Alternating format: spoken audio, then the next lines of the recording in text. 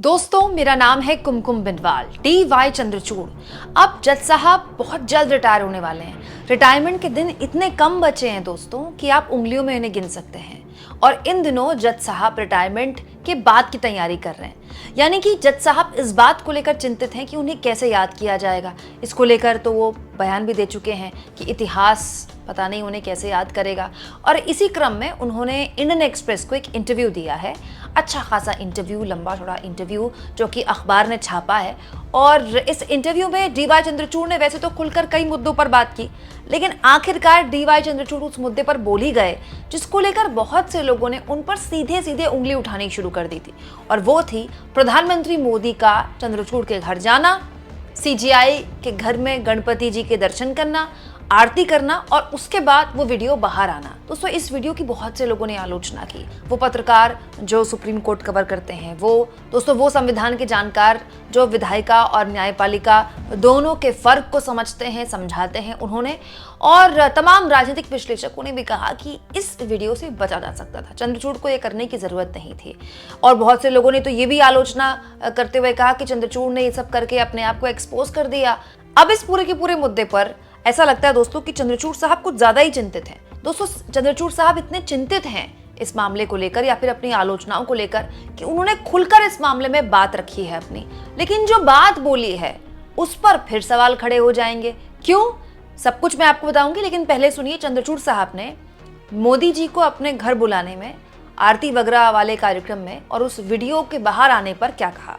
उन्होंने कहा, प्रधानमंत्री गणपति पूजा के लिए मेरे घर आए, इसमें कुछ भी गलत नहीं, क्योंकि सामाजिक स्तर पर न्यायपालिका और कार्यपालिका से जुड़े व्यक्तियों के बीच निरंतर बैठकें होती हैं। हम राष्ट्रपति भवन में गणतंत्र दिवस आदि पर मिलते हैं। हम प्रधानमंत्री और मंत्रियों से बात करते हैं।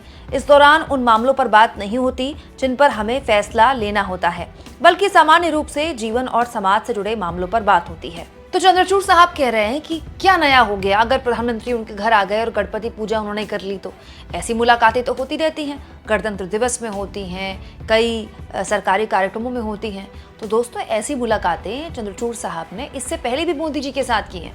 कई कार्यक्रमों को लेकर तो मैंने ही आपको वीडियो दिखाई थी, जिसमें एक सार्वजनिक कार्यक्रम था, मंच पर कई लोग बैठे थे, मोदी जी भी थे और CGI भी थे, और CGI ने भी अपनी बात रखी, फिर मोदी जी ने भी अपनी बात रखी और कार्यक्रम खत्म हो गया, सब अपने अपने घर चले गए। लेकिन ऐसा कार्यक्रम तो पहली बार हुआ ना कि CGI के घर में मोदी जी स्वयं आ रहे हैं, उसके बाद उस वीडियो को शूट किया जा रहा है, CGI हाथ जोड़कर उनका स्वागत कर रहे हैं। क्या चंद्रचूड़ साहब ये भूल गए कि एक सार्वजनिक कार्यक्रम में, सरकारी कार्यक्रम में मुलाकात करना और इस तरह से अपने घर मोदी जी को बुलाना, इसमें बहुत फर्क है। अब दोस्तों, चंद्रचूड़ साहब इतना कुछ बता रहे हैं तो ये भी बता दें कि मोदी जी उनके घर आए कि उन्होंने मोदी जी को बुलाया। इसके अलावा दोस्तों, इसी कार्यक्रम में चंद्रचूड़ साहब ने एक बात और बोली। उन्होंने कहा, न्यायपालिका और कार्यपालिका के बीच संवाद भले ही इसमें से कुछ आदान प्रदान सामाजिक सेटिंग्स में हो, अदालत के कामकाज की एक नियमित अनिवार्यता है। जैसा कि मैंने कहा कि इस तरह ऐसे बातचीत के दौरान कभी नहीं की जाती है, तो कृपया हम पर भरोसा करें, हम यहाँ सौदेबाजी करने नहीं आए हैं। तो CGI कह रहे हैं कि यहाँ कोई हम डील करने नहीं आए हैं, कोई सौदेबाजी नहीं होती है इस तरह की मीटिंग्स में, बातचीत होती है, नॉर्मल बातचीत। और ये बात पहले भी चंद्रचूड़ साहब कह चुके हैं कि ऐसे तो जब वो हाई कोर्ट के मुख्य न्यायाधीश थे, इलाहाबाद हाई कोर्ट के, तो इलाहाबाद हाई कोर्ट में एक परंपरा रही है, जब भी कोई मुख्य न्यायाधीश बनता है तो जो मुख्यमंत्री हैं, जो भी मुख्यमंत्री हैं, वो उनके घर आते हैं, उनसे मुलाकात करते हैं। और ये मुलाकात एक तरह से ज़रूरी है, क्योंकि मुख्य न्यायाधीश एक तरह से फंड की मांग करते हैं। दोस्तों, जो कोर्ट को फंड देती है सरकार, वो जजों के लिए नहीं होता है, कोर्ट्स आम आदमी के लिए होते हैं। और उसको फंड देना, उसको पैसा देना अनिवार्यता इसीलिए है क्योंकि आम आदमी की सुनवाइयाँ वहाँ पर होती है। ऐसा तो है नहीं दोस्तों कि कोई जिला जज या हाई कोर्ट या सुप्रीम कोर्ट टैक्स वसूलती हो। टैक्स तो सरकार वसूलती है, तो सरकार का ही काम है ना कोर्ट को फंड देना। तो सवाल ये दोस्तों कि चंद्रचूड़ साहब अगर इस तरह की मुलाकातें कर चुके हैं तो उसमें कुछ गलत नहीं है। और ना ही इस तरह की किसी मुलाकात की कभी कोई वीडियो आई।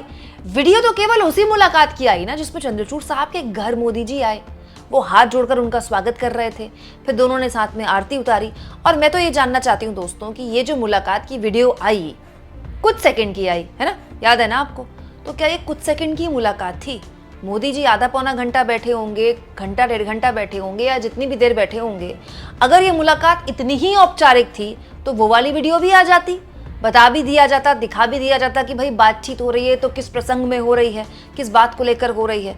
मैं ये मानती हूँ दोस्तों कि जितनी भी इस पूरे के पूरे मामले को लेकर बातचीत होनी थी, बहस होनी थी, उस बहस को अब चंद्रचूड़ साहब को खत्म कर देना चाहिए। अब चंद्रचूड़ साहब को इस बात की चिंता नहीं करनी चाहिए कि उनको इतिहास कैसे याद करेगा और उनको आने वाला कल कैसे याद करेगा, उनकी लेगेसी कैसी होगी, क्योंकि ये उन्होंने खुद साबित कर दिया है और अपने फैसलों से भी साबित कर दिया, अलग अलग तरह के फैसलों से। उसमें कई लोगों ने उनकी आलोचना की, कई लोगों को फैसले अच्छे लगे। चंद्रचूड़ साहब खुद कह चुके हैं कि राम मंदिर को लेकर जब वो फैसला ले रहे थे तो वो स्वयं भगवान के आगे बैठे और उन्होंने भगवान से कहा कि आप ही बताएं कि क्या फैसला लें। सोचिए दोस्तों, यही बात अगर कोई मुस्लिम जज बोल दे कि फैसले से पहले, इस तरह के फैसले से पहले खास तौर पर वो खुदा के आगे बैठे और खुदा से उन्होंने कहा कि आप ही बताएं क्या फैसला लें, तो सोचिएगा कितना बड़ा हंगामा होगा। तो मैं मानती हूँ दोस्तों कि इस पूरे के पूरे मामले में जितनी बयानबाजी होनी थी काफी हो चुकी है।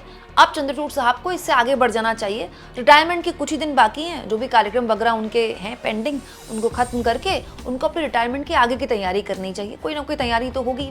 बहुत से लोगों ने इस इंटरव्यू की तब और चर्चा की जब चंद्रचूड़ साहब ने इस इंटरव्यू में अर्नब गोस्वामी का नाम लेते हुए कहा कि वो एक ऐसे जज हैं जिन्होंने ए से लेकर जेड तक सबको बेल दी है। ए अर्नब और जेड मतलब जुबैर, ये उनकी फिलॉसफी है। चंद्रचूड़ साहब की इस बात को सुनकर वरिष्ठ पत्रकार दयाशंकर मिश्रा ने कहा, सीजीआई प्रचारक हो गए हैं, भारत उपदेश प्रधान देश है। अर्नब गोस्वामी याद रहे, उमर खालिद को भूल गए। दोस्तों, उमर खालिद वो शख्स हैं जो पिछले 4 साल से बेल का इंतजार कर रहे हैं, वो भी बिना ट्रायल के। उमर खालिद की बेल की अपील कई बार सुप्रीम कोर्ट के समक्ष भी गई, लेकिन वहां सुनवाई उनकी नहीं हुई। आज भी उमर खालिद अपनी बेल का इंतजार कर रहे हैं, जो हर नागरिक का अधिकार है। इस बीच दोस्तों, मैं चाहती हूँ कि आप द कारवां के इस एडिशन को जरूर देखें और ज़रूर पढ़ें। अगर वक्त लगे तो खरीद कर पढ़ें दोस्तों, क्योंकि ये एक तरह का ऐसा डॉक्यूमेंट है जो आज के दौर की पत्रकारिता में आपको नहीं मिलेगा। मुश्किल से क्या मिलेगा भी नहीं, हिंदी तो छोड़िए अंग्रेजी में भी बहुत कम मिलेगा। सौरभ दास उम्र में बहुत ज़्यादा नहीं है, बहुत वरिष्ठ नहीं है, बहुत लंबा चौड़ा अनुभव नहीं है, लेकिन अच्छे अच्छे वरिष्ठ पत्रकारों को दोस्तों, खास तौर पर वो पत्रकार जो दशकों से सुप्रीम कोर्ट कवर कर रहे हैं, सौरभ दास ने उन सबको पटखनी देते हुए एक बहुत ही शानदार और बहुत ही रिसर्च बेस्ड एक पूरा का पूरा एडिशन निकाला है दोस्तों। इसीलिए एक पत्रकार के तौर पर मैं आपसे गुजारिश करूंगी कि अगर वक्त मिले तो डी.वाई. चंद्रचूड़ को कैसे याद रखा जाएगा। एक लीगल बीट कवर करने वाले पत्रकार ने अपने चश्मे से डी.वाई. चंद्रचूड़ को जिस तरह से लिखा है, उनके काम का जिस तरह से मूल्यांकन किया है, अगर वक्त लगे तो आप पढ़ें, तो आपको एक विस्तृत जानकारी इस पूरे के पूरे मामले में मिलेगी, जो कि आज की पत्रकारिता में कम मिलती है। बाकी आप खुद बता सकते हैं दोस्तों कि डी.वाई. चंद्रचूड़ को कैसे याद रखा जाएगा और उनकी जो चिंताएं हैं क्या वाजिब हैं। और अब अगर वो ये कह रहे हैं कि मोदी जी के उनके घर आने में कोई दिक्कत नहीं है, तो क्या ये ठीक है? क्या इस कंट्रोवर्सी को अब खत्म कर दिया जाना चाहिए? कमेंट बॉक्स में ज़रूर लिखें दोस्तों, और जितना हो सके चैनल को शेयर करें, सब्सक्राइब करें और थैंक्स और ज्वाइन के ऑप्शन से अगर आप चाहें तो कुछ आर्थिक मदद भी चैनल की ज़रूर करें।